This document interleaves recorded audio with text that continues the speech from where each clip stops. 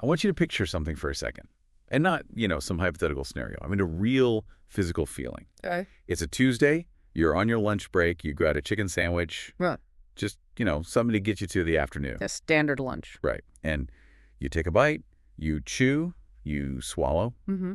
and then it just stops. A full stop. It doesn't go down. Yeah. And I'm not talking about that feeling where you just need to chug some water. I mean a blockade. The food is stuck Yeah. in your chest. Can't swallow it down. Can't bring it back up. Exactly. And suddenly, your totally normal lunch break is an ER visit to have a doctor medically remove that sandwich from your throat. It sounds like a freak accident. But for people with the condition we're unpacking today, this isn't a one-off thing. It's a chronic looming reality. Welcome back to the Deep Dive. Today, we are exploring a condition that is really becoming a major topic in gastroenterology. It's called eosinophilic esophagitis. Which is a terrible mouthful. It is, so we're going to stick with what the pros call it and say EOE. Yeah. And to guide us, we're digging into a fantastic lecture from Dr. G.S. Raju's YouTube channel. It's called Pathology of Esophagus Eosinophilic Esophagitis. And Dr. Raju is just a great resource here. He really bridges that gap between what the patient feels, the symptoms, and what's actually happening down at the cellular level. So our mission today is to figure out why swallowing goes so wrong, how your immune system, specifically allergies, is playing this secret destructive role, and what doctors are actually looking for when they send a camera down there. It's a detective story, really, connecting dots you wouldn't, normally think are related at all. So let's start with the patient in this story. Dr. Raju lays out a very specific profile, and honestly, this immediately stood out to me. It didn't fit my stereotype for swallowing problems. Right. When you hear dysphagia, that's the medical term. Difficulty swallowing. Exactly. You picture an older patient, maybe someone who's had a stroke. Yeah, but this case, it's a 25-year-old male. Young. Otherwise healthy. That demographic is a huge clue. If you see a young guy in his 20s or 30s saying food is getting stuck, the odds of it being EOE just skyrocket. And his history reads like a checklist for a hyperactive immune system. The source material says he's had allergies his whole life and asthma. That is the atopic triad right there. Or, well, parts of it. When you see a patient with environmental allergies, food allergies, asthma, you're looking at a system that's just primed to overreact. So this guy's system has been sensitive for years. Mm-hmm. But the swallowing thing, it wasn't sudden, was it? It wasn't just the chicken sandwich out of the blue. No, and that is a critical detail. Dr. Raju notes that the patient had reported difficulty swallowing for months leading up to this. For months. Yeah, he even used a specific phrase, choking spell. Choking spells, that's terrifying. It implies that the blockage wasn't constant, it was intermittent. It means his esophagus isn't just a passive tube, it's struggling, it's reacting. You probably developed workarounds, right? Yeah. Chewing more, drinking a lot of water. Without even realizing it, these little coping mechanisms, until one day they fail. And we hit the climax, the food impaction, the chicken sandwich that required an endoscopic removal in the ER. And that's the hallmark emergency. It's the wake-up call. But the question is why? I mean, why does having asthma or hay fever suddenly make your throat clamp down on the sandwich? Is this basically, asthma of the throat? That is the best mental model to have. Think about asthma. You breathe in a trigger like pollen. Your immune system goes into overdrive. Right. It sends inflammatory cells to your lungs. The airways swell up, they constrict, and you can't breathe. Okay. In EOE, the same exact thing is happening, just one pipe over. You eat a trigger food, and the immune system in your esophagus decides that this food is an invader. So it's attacking the food. Well, it's attacking the tissue exposed to the food. It floods the lining of the esophagus with these very specific white blood cells. They're called eosinophils. Eosinophilic esophagitis. Okay, it's in the name. It's right there in the name. So these eosinophils, we hear about white blood cells being the good guys. What are these guys doing wrong? Eosinophils are, they're like the heavy artillery of the immune system. Usually they're reserved for fighting parasites like a tapeworm. But in our modern hygienic world, they can get a little bored, a little confused. And in this condition, they infiltrate the throat where they just don't belong. And when they degranulate, when they explode, they release these toxins that are meant to kill worms. But instead of a worm, they're just damaging your own throat tissue. Exactly. They cause inflammation, swelling, and eventually fibrosis, scarring. That swelling narrows the tube. Which explains why the sandwich gets stuck. The road is just too narrow. Precisely.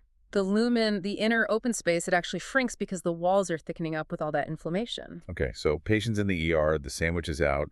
Now, Dr. Raju takes us into the investigation. They do an endoscopy. What are they actually seeing down there? Is it just red and angry? It's much more specific than just redness.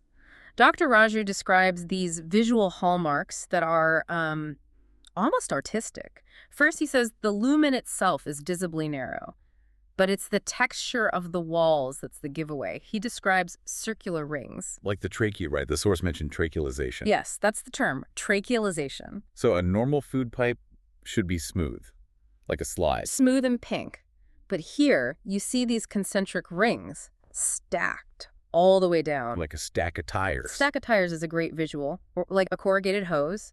The inflammation has caused the tissue to remodel itself into these ridges. It's scar tissue. And there was another visual clue, the longitudinal necklace-type grooves. This is a fascinating detail. Imagine taking a beaded necklace and pressing it into dough. It would leave those vertical lines. Okay, I see that. Those are the furrows running up and down the esophagus. So if you're the doctor, you put the scope in, you see the stack of tires in these vertical grooves.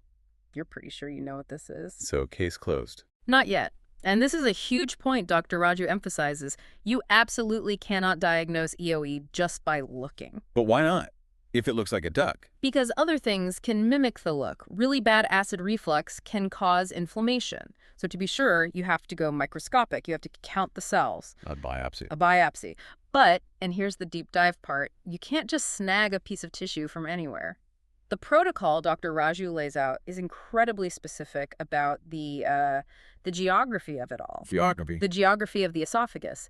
He says you have to take tissue from the lower end, put it in a jar, then you take biopsies from the upper end and you put them in a separate jar. Okay, I was wondering about that. The separate jars, why does the pathologist need to know if it came from the top or the bottom? This is how you tell EOE apart from its main impersonator. Yeah. GERD. Plain old acid reflux. Right. With acid reflux, the damage is from stomach acid splashing up. So logically, where would that damage be the worst? At the bottom, closest to the stomach. Exactly. So if you only find eosinophils at the bottom, it could just be a reaction to acid. But EOE is an allergic disease. The food passes through the whole tube. So you're going to find high counts of these cells in the upper esophagus as well. So the separate jars are creating a map of the inflammation. Precisely. If both jars are loaded with eosinophils, it points strongly to EOE. It's a small detail that completely changes the accuracy of the diagnosis. That is so cool. It shows it's not just about finding the bad thing, it's about context. Context is everything. The pathologist counts the cells, and if the number hits a certain threshold, usually 15 or more, that's your diagnosis. Okay, so we have the diagnosis, young guy, allergies, ringed esophagus, 2 jars full of eosinophils. It's EOE. Now, how do we fix it? I mean, this guy wants to eat a sandwich again without having a panic attack. Absolutely. Dr. Raju goes through a few strategies, and they really mirror how we treat asthma, which makes total sense. The first thing he mentioned was acid reducers, like omeprazole. PPIs, proton pump inhibitors. Now, wait a minute. You just told me we used the 2 jars to prove this wasn't acid reflux. So why are we treating it with acid reflux medicine? That's a very sharp observation. And for a while, doctors were confused too. But it turns out PPIs do more than just stop acid. They actually have their own mild anti-inflammatory properties.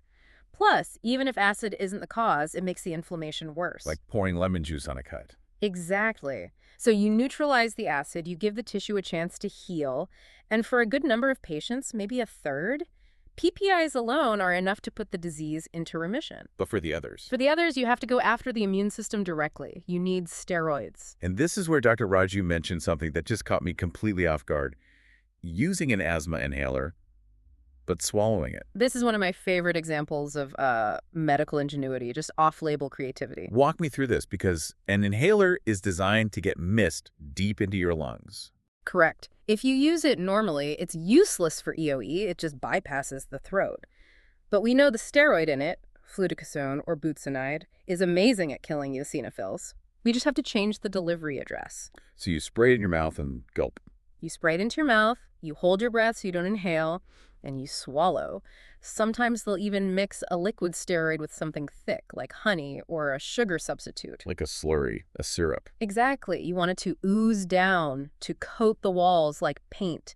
It lets the steroid treat the inflammation topically, right where the problem is. So it's like applying hydrocortisone cream to a rash, but on the inside. That's it. You're treating the surface. And it's a key therapy because it has far fewer side effects than taking steroid pills. Okay, so that handles the chemistry.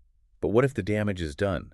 What if those rings have made the tube so narrow that medication isn't enough to open it back up? Then you have to get mechanical. You have to physically widen the road, and that's called dilation. Stretching it out. Yeah. Using a device like a bougie or a balloon to physically stretch the narrowed part of the esophagus. That sounds intense. It is. And this is where the tone of Dr. Raju's lecture really shifts. He stops being just informative and he becomes very, very grave. He issues a serious warning. Why? I mean, doctors dilate throats for other reasons. They do. But EoE tissue is different. All that inflammation, it changes the structure, the integrity of the wall. Use the phrase tear easily. Mucosal fragility. The tissue is like wet crepe paper. If you try to stretch a normal esophagus, it gives. If you try to stretch an EoE esophagus too fast or too wide, it splits. A perforation, a hole. Which is a life-threatening catastrophe. So Dr. Raju's golden rule here is start small, go slow. Don't try to be a hero and fix it all at once. Exactly. If the esophagus is 10 millimeters, don't try to stretch it to 18 today. Go to 11, maybe 12, then stop. Bring them back in a few weeks and do a little more. It takes incredible patience. And even if it all goes right, he mentioned there are side effects. Chest pain. He's very clear that these patients can have severe chest pain after the procedure. You're causing controlled trauma to an inflamed organ. It's gonna hurt. It really just highlights that this isn't a take a pill and forget it kind of thing. It's management. It's a lifelong condition. Yeah. There's no cure for EoE yet, just management. And it requires a doctor who understands the specific pathology, who knows not to force the dilator, who knows to use separate jars. And speaking of doctors who know their stuff, we should acknowledge that Dr. Raju's work is part of a bigger team. Oh, absolutely. Medical knowledge is always collaborative. The source material specifically thanks a Dr. John Stroline and a Mr. Charles Butt for their support. And the visuals. We have to shout out the visuals. We've been describing these rings, but seeing them is something else. The illustrations were by Anjali Talong, who's credited as Angela D. And those visuals are vital. A gastroenterologist is relying on pattern recognition down there. Those illustrations train the eye to see the stack of tires before it turns into an emergency. So let's bring this whole deep dive back to the surface. We started with this terrifying moment. A chicken sandwich. Stuck. Right. And we learned it wasn't an accident, it was an immune system rebellion.